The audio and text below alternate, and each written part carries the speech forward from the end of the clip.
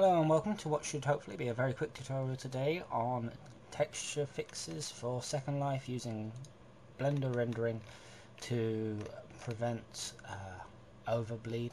I suppose that's the best way to put it. The issue in question is if I were to have this cube and I was to project from view bounds. I'm just going to very quickly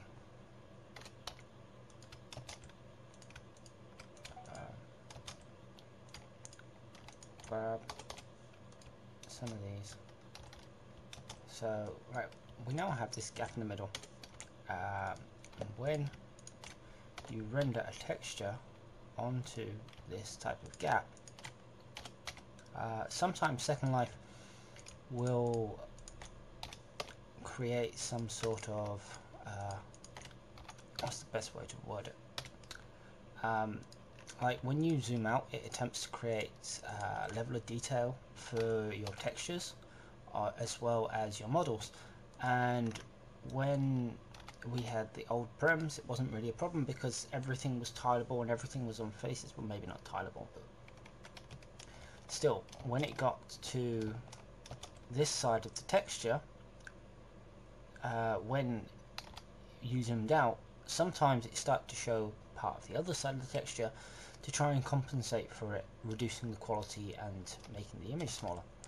I'm just going to open image here for general,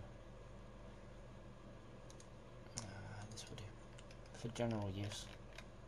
So it's going to look weird because I'm going to have this gap in the middle, but this is just for an example. Now, if I was to set up a material, create a new material,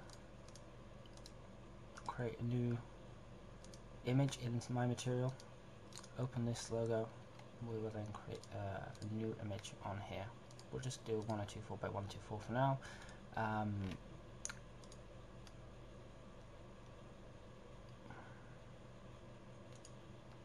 not really sure why it's not come up with the right thing.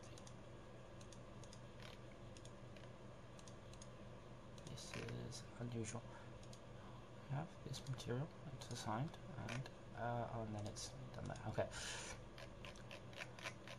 So if I set this to UV, it will then use my default UV map for the object.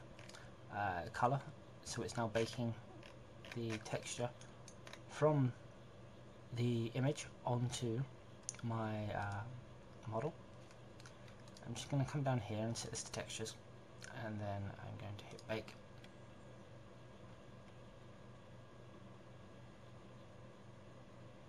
Now this works perfectly fine if you've already created a UV map and it's you have it in Second Life and you are finding that where the islands meet you are having these black lines. I'm not sure if it will really show up in here. No, you're not going to really see it because of where it is. But in Second Life, as you zoomed out, you would see these black lines start to appear. I'm actually going to create this gap a little bit bigger just to emphasize what I'm going to do. Okay, so I'm just going to rebake this.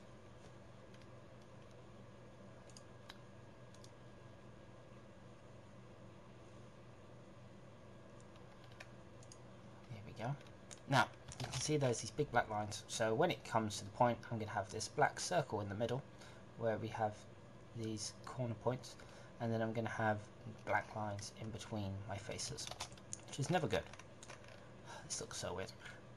The way we get across this is by, say this was our image that we had ready to be uploaded into Second Life. It's all textured up, we have our textured islands, and we upload it into Second Life, and we finally have the black lines. What we then do is bring the texture back into Blender, set it up as a material, like I have in here, which is just a material with a single texture. The texture is set to image or movie. I have my image selected here.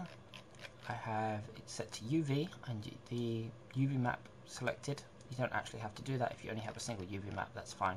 And then influence diffuse color, and then you go back to your baking options and you change this margin. Let's change it to 30 so we can get a decent effect out of it.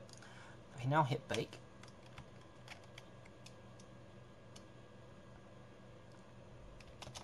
As you can see, it's now stretched all these edges out in the direction beyond where they originally were.